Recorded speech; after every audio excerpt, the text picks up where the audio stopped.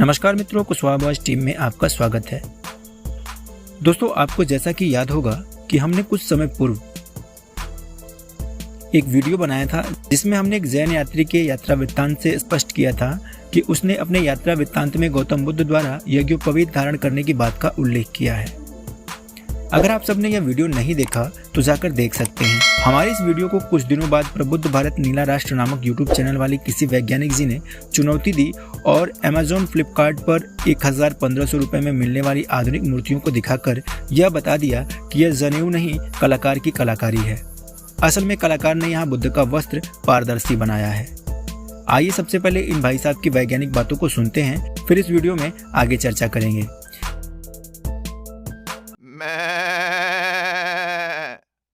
इस तस्वीर में बुद्ध के बाएं कंधे से दाहिने हाथ के नीचे तक एक धारी नुमा निशान है, जिसे दृष्टि दोष वाले सज्जन महापुरुष लोग जनेऊ बतलाते हैं, जबकि यह जनेऊ है ही नहीं, यह बुद्ध के वस्त्र का कोर है। यह धारी नुमा निशान बुद्ध के वस्त्र शैली को बता रहा है। बुद्ध के वस्त्र पहनने का तरीका है कि बायां कंधा वस्त्र से ढका होगा और दायां कंधा मुक्त होगा। इसे ठीक से समझने के लिए एक और तस्वीर लेते हैं, तो चलिए इसे गौर से देखते हैं। इस तस्वीर में बुद्ध के लेफ्ट छाती का उभार नहीं दिख रहा है क्योंकि यह कपड़ा से ढका हुआ है, लेकिन बैठे हुए होने के कारण पेट पर निशान और नाभि दिख रहा है। मूर्तिकार ने यहाँ नाभि और पेट को कपड़े से सटा हुआ बनाया है। बुद्ध के छाती से लेकर कमर तक और बाएं हाथ के बीच कोई गैप नहीं है, अर्थात कपड़ा से ढका हुआ है। बुद्ध के हाथ पर स्पष्ट रूप से वस्त्र की धारी दिखाई पड़ रही है। बुद्ध के पैरों पर और धरती पर पसरा हुआ वस्त्र का धारीनुमा निशान भी दिखाई दे रहा है, अतः स्पष्ट है कि यह जनेऊ नहीं है। ये तो कृपा है उन कलाकारों का जिन्होंने धारीनुमा निशान को बना दिया है, नहीं तो ये लोग यह भी कह देते कि गौतम बुद्ध नंगे बैठे हैं। इस मूर्ति को कलाकार ने इस तरह से बनाया है कि सिर्फ वस्त्र की धारी दिखाई पड़ती है और वस्त्र को बताने हेतु भीतरी अंग को अदृश्य कर दिया गया। यह कलाकार की कला है। चलिए एक और तस्वीर को देखते हैं। यहाँ कलाकार ने मूर्ति को इस रंग से बनाया है कि वस्त्र भी दिखाई देता है और बुद्ध के छाती का उभार भी दिखाई देता है। यहाँ कलाकार ने वस्त्र पारदर्शी तरीके से बना दिया है। अगर यहाँ कोई कहे कि वस्त्र नहीं है तो यह बेवकूफी वाली बात है, क्योंकि यह स्पष्ट दिख रहा है कि वस्त्र है। कलाकार यहाँ वस्त्र को दिखाने की कोशिश कर रहा है। दरअसल यह कपड़े का कोर है, अतः आज से इस भ्रम में न जिए कि गौतम बुद्ध जनेऊ पहनते थे। एक और दावा किया गया है कि 1600 ईस्वी में सौभाग्य विजय नामक जैन तीर्थयात्री ने बोध गया का भ्रमण किया था। उसने बुद्ध की मूर्तियों को देखकर बतलाया था कि बुद्ध के शरीर पर जनेऊ जैसा आकार दिखता है। तो बताइए इसमें कौन सी बड़ी बात है? 1600 ईस्वी में कोई बुद्ध की मूर्तियों को देखकर कहता है कि इस पर जनेऊ जैसा आकार दिखता है, तो इसमें कौन सी बड़ी बात कही उसने? वह कलाकार की इस कला को समझ नहीं पाया होगा, जिस तरह आज के महापंडित लोगों को भी यह समझ में नहीं आ रहा है।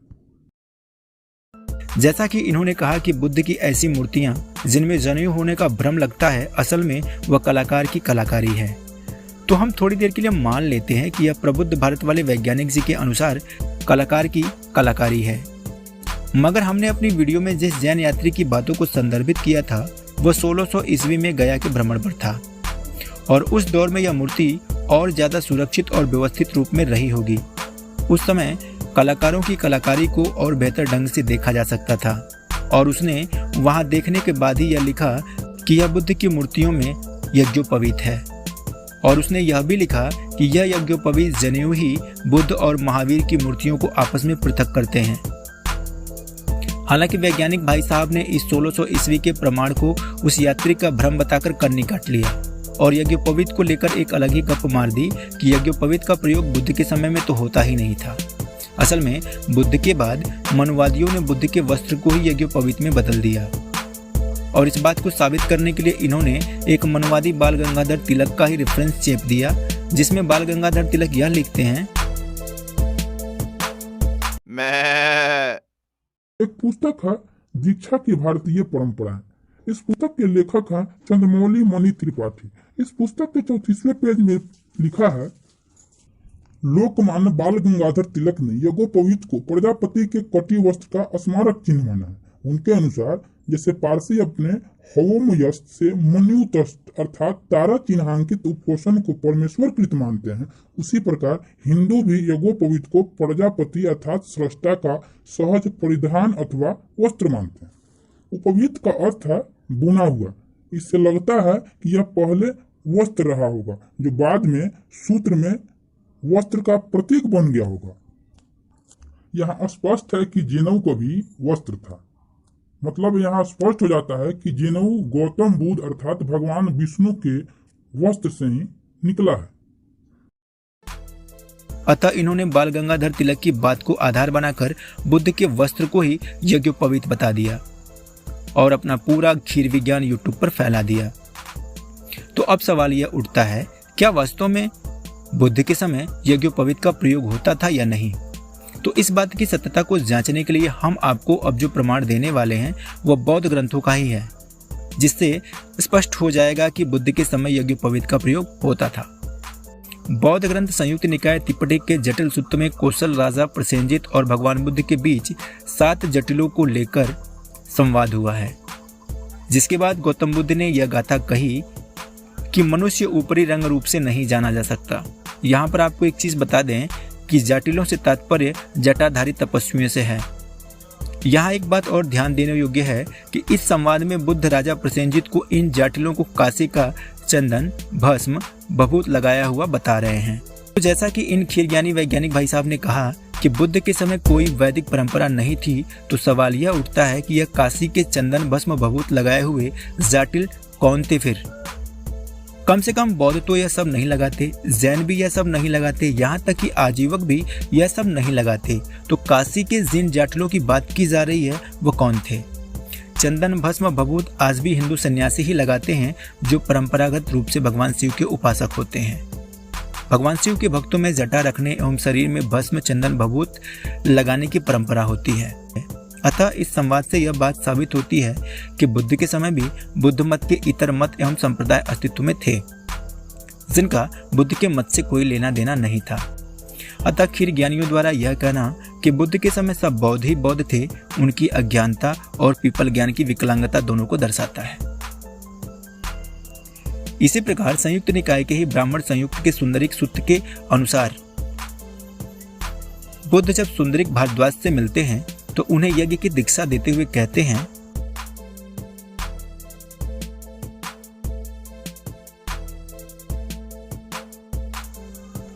तुम यज्ञोपवीत का आवाहन करो। यहाँ बुद्ध द्वारा यज्ञोपवीत के आवाहन करने से सिद्ध है कि उस काल में वेद, ब्राह्मण और यज्ञोपवीत संस्कार आदि की परंपराओं का अस्तित्व था।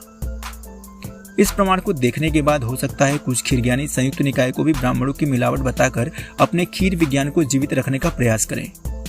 किंतु यह सत्य है कि संयुक्त निकाय बौद्ध ग्रंथ में सबसे मान्य निकाय है, जिसे झुटलाया नहीं जा सकता। हो सकता है कि कुछ खीरज्ञानी लोग यहाँ यह कहें कि यजनोपनीतों का अर्थ यहाँ उपनीत जनेऊ नहीं है, तो उनकी शंका का भी समाधान हम यहाँ पर दे देते हैं। इसी सूत्र की अट्टकथा से इस बात का समाधान हो जाता है, जिसमें यजनोपनीतों की व्याख्या करते हुए लिखा है,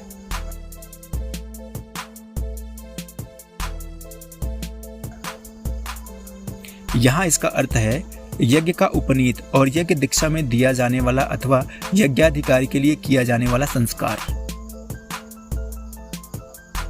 अतः यहाँ प्रमाण सहित बौद्ध ग्रंथों से ही सिद्ध होता है कि यजनोपनीतों का अर्थ यज्ञोपवीत ही है और बुद्ध के समय यज्ञोपवीत धारण किया जाता था और यज्ञोपवीत की मान्यता प्रचलित थी। इस बात की पुष्टि स्वयं बौद्ध ग्रंथ ही करते हैं। अतः अब देखना यह है कि प्रबुद्ध भारत नीला राष्ट्र वाले वैज्ञानिक जी स्वयं गौतम बुद्ध की बात को मानते हैं या बाल गंगाधर तिलक जी की बात को प्रमाण मानते हैं। एक बात और स्पष्ट कर दें कि हमने पिछली वीडियो में जो प्रमाण दिया था वह प्रमाण 1600 ईस्वी का था। इसके अलावा अब यह दूसरा प्रमाण भी हमने बौद्धों के सबसे मान्य ग्रंथ त्रिपिटक के संयुक्त निकाय से दिया है। इन प्रमाणों से यह सिद्ध होता है कि बुद्ध के समय भी बुद्ध से इतर मत और मतांतरों का प्रचलन था। बुद्ध के समय भी यज्ञोपवीत धारण करने की परंपरा थी। अतः खीर विज्ञान का यह दावा कि बुद्ध के समय यज्ञोपवीत धारण करने की परंपरा नहीं थी पूरी तरह से फर्जी साबित होता है। दर्शकों, आप सबको यह वीडियो कैसी लगी हमें कमेंट बॉक्स में जरूर बताएं। साथ ही साथ यह वीडियो अधिक से अधिक शेयर करिए और वीडियो को लाइक करिए, चैनल को सब्सक्राइब जरूर करिए और दोस्तों से भी करवाइए। हम फिर मिलते हैं किसी अन्य टॉपिक पर। तब तक के लिए नमस्कार, जय हिंद।